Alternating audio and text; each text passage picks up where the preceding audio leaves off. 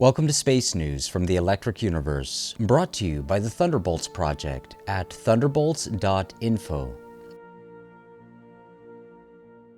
Of the many mysteries we've explored on this series, perhaps those that stand out the greatest are the ones in our own celestial neighborhood. From consistently surprising atmospheric phenomena on planets, including the Earth, to the enigmatic behaviors of comets, to the ongoing puzzles of the Sun, the evidence for the electrical connectedness throughout the solar system grows with each new discovery. In recent decades, the discovery of completely baffling exoplanet systems have led some astronomers to acknowledge the need for a whole new theory of planet and star formation.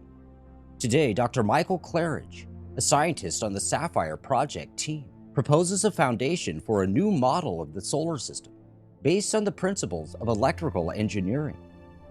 Our understanding of our solar system has changed so much in the past few decades that I am standing back more often and asking myself, well, what is the solar system? What are all these planets? And what about all these other planetary systems that the Kepler telescope has discovered? Thousands of star systems, each with their own planets. Many of those star systems are a surprise to contemporary astrophysics because a lot of them do not look very much like our solar system. Before we had any idea what other star systems looked like, we assumed, as is reasonable, that other solar systems would all look like ours. That turns out not to be the case. Some stars have giant planets orbiting very close to them. Binary star systems have planets, which, when I was in school, was explained to us how that would not be possible. One system discovered has a planet that takes tens of thousands of years to orbit. As we collect more data about star systems, we need to open our minds to what the data is telling us. Many astronomers were actually surprised that other stars are surrounded by planets. Myself and many others had the opposite response. I would have been very surprised if we found that other stars were not surrounded by planets. I'm not surprised because of my understanding of what is a star and what is a solar system. Consider this diagram. I did not invent this diagram. It is part of very old cosmological systems. It is a factual diagram. We know all about the existence of cells, people, planets, stellar systems, galaxies. But the diagram is more than facts. It conveys relationship. It conveys an emotional knowledge. The facts are arranged, so to speak, underneath a larger idea. Each of these entities on the diagram is part of a larger world and is composed of smaller worlds. When facts are arranged under a larger truth, then we can understand the facts. One meaning of understanding is when facts stand under a larger truth. If we are going to understand the data we are gathering about different kinds of planetary systems, we will need to also understand the functions of such systems in the larger world of the galaxy. If we don't understand the various roles star systems can play in the galactic world, then we will never be able to understand what is a solar system. To explore that statement further, we can look in the other direction in the diagram and ask about cells. You and I have the benefit of knowing a lot about cells, but in 1860, when the leading naturalist of the day, Ernst Haeckel, was asked, should young naturalists study cells, he answered, absolutely not. They are uninteresting blobs of protoplasm. There is nothing useful to be learned. He said that in part because of his cosmology, in which cells played no part. So he had no way of understanding what he was looking at. A lot has been learned since 1860, and now we know so much about cells that it takes years of study to get a grasp of how many different kinds of cells there are and all the different functions they play in the body of an animal. Each cell in your body performs very important functions. There are no cells in your body that have no function. Coming back to the cosmological diagram, if one starts with the proper cosmology, then one can ask about function, and then one stands a chance of understanding what one is looking at. If we are not asking about function, we will never really know what we are looking at. One of the functions of planets is to transform solar energy, and every planet does it differently. One aspect of such transformation is weather. Every planet has weather, but every planet has very different weather. On Earth, all the solar influences interact with our atmosphere, magnetosphere, lithosphere. That interaction results in lightning, rain, blue skies, white clouds, soft dew that covers your grass in the morning. But the weather on Jupiter is different. But do not think for a moment that the weather on Jupiter is any less intricate than here on Earth. Just as here on Earth, weather encompasses the delicate opening of a flower and also the violent explosion of lightning, so also there must be as much variety of gentleness and strength on Jupiter and Saturn and Venus. So even though all the planets share the same sun, the uniqueness of each planet results in different types of transformation of solar energy. Let us take this idea of planets transforming a sun's energy and look at just the electrical aspect of that. Let us look at the entire solar system as an electrical transformer. This is a beautiful sketch of our solar system. The sun is at the center.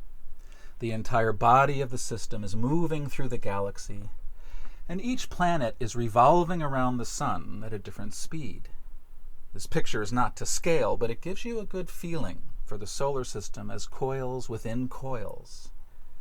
Think of the planets not as points in space, but think of what their orbits look like over the span of hundreds or thousands of years. Picture not the planet, but the orbit of the planet.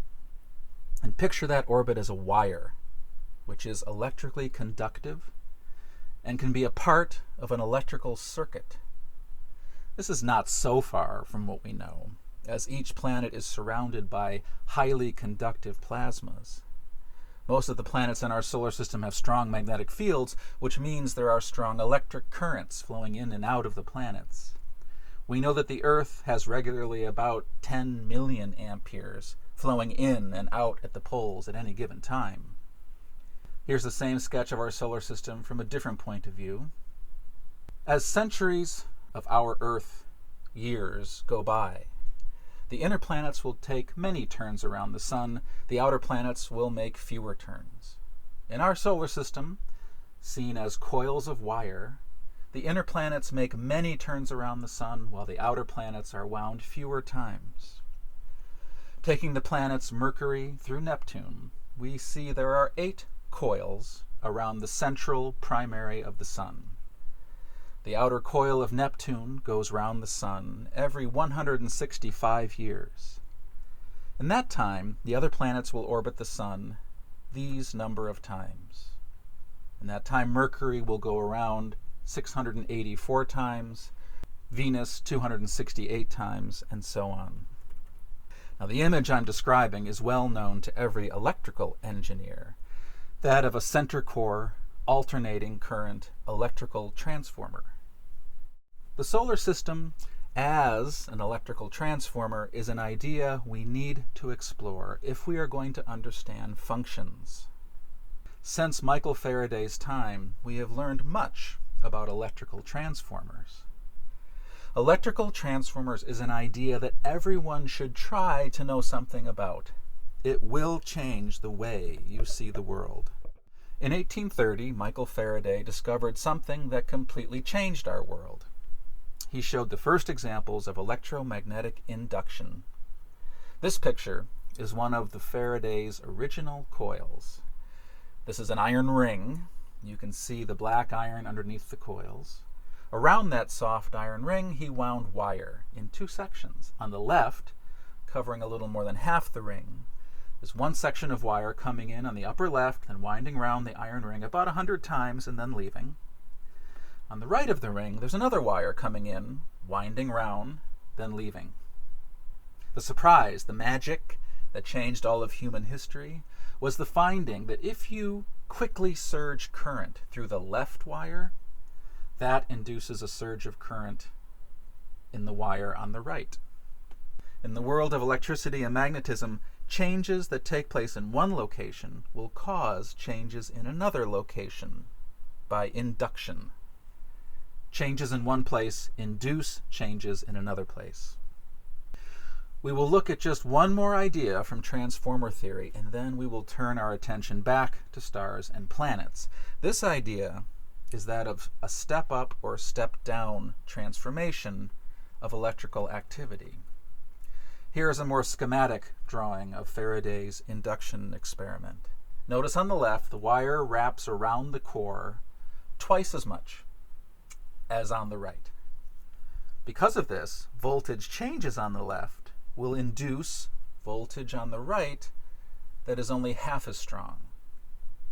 Because the induced voltage changes on the right side are only half of those on the left, this is called a step-down transformer.